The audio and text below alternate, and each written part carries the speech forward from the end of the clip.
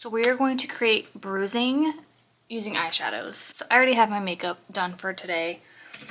I did apply a setting spray because I do recommend doing this method on a wet base. So like before you set your foundations, if you're wearing any, you probably should apply a foundation base before you do this, even if you don't wear foundation, because you need something for the eyeshadow to stick onto, especially if you're going to go out to like a party somewhere or you have like an event that you're going to be wearing this to, specifically for Halloween season. The one downfall of using eyeshadows for bruising effect is that if you are a sweaty person, if you're oily, if you're gonna be in a wet environment, these shadows won't last and they'll tend to shift and fade over time a lot quicker. I will show in another video methods of using alcohol paints. Wanting to be a professional SFX artist, or you have an event that you're going to that you need it to stick to, a film or anything like that, alcohol paints are like the go-to because they will last,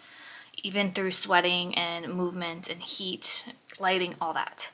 But this tutorial is specifically going to be eyeshadows for beginner friendly and those who just want to learn the techniques. So I took 3 brushes. These are fluffier brushes. If you don't have makeup brushes, you can actually also use cotton balls. You're going to want an eyeshadow palette. This one is the James Charles Morphe. It is very old, but very well loved. This is actually my first eyeshadow palette I ever bought, and I still have it.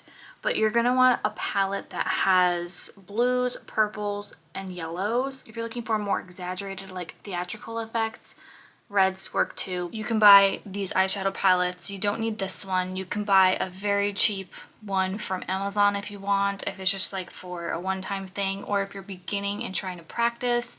You don't want to go for expensive stuff. All right, so I have a setting spray on my face, so there's a little bit of tack. I'm going to start with the middle size fluffy brush. If you notice, these 3 are all different sizes for different things. I'm going to utilize this one for some yellows. This one's going to be for the majority of the set down of the purple. And this one's gonna be for the blue. This purple right here, and just dip the brush right in. This is the instance where you wanna have a lot. I'm just gonna show you like a bruised chin, so you can kind of see really well what I'm doing. I'm taking the purple, and we're just gonna start blotting it. And we're gonna do this in a random fashion. You don't want a bruise to look normal. I'm doing the jawline because I'm gonna pretend like I got punched in the jaw. I have eye makeup on, so I can't really do like an orbital bruise to show you. I'm just taking a good portion and just making it.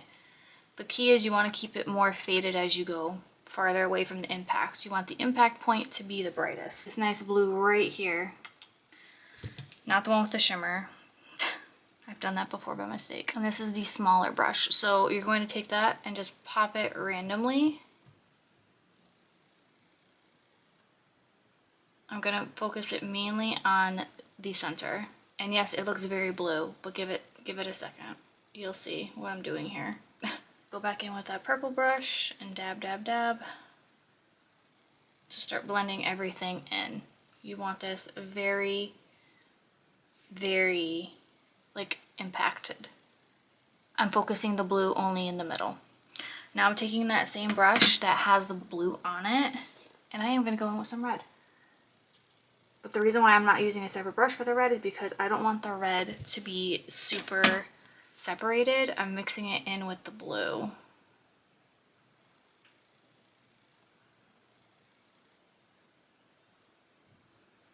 It's gonna look really gnarly. The point with SFX bruising is you want it to look excessive. We want it to be a more intensified look.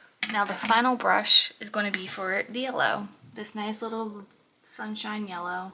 And I'm just going to dab it in.